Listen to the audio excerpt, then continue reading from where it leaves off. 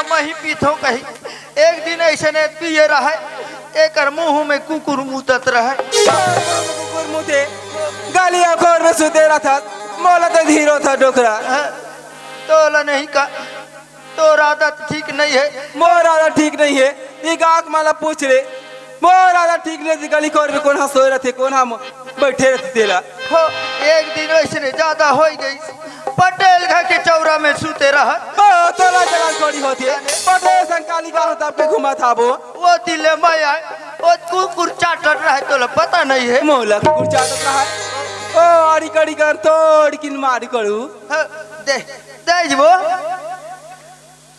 ओ भैया थोड़ू थोड़ू पियू करू। गिलास ला घोलो देना। सुन थस रे बैगिन भैया ना तो गिलास थरू नहीं करू। हाँ वे डव की झूठ बोल थते, बड़ा हरामी आदत के हंसते।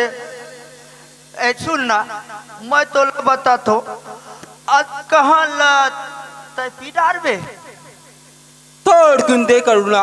हाँ नंगत के पियू करू तानो। तय तो अभी ले घोसरा थस रे, तो आदत ठीक नहीं है घोसरी।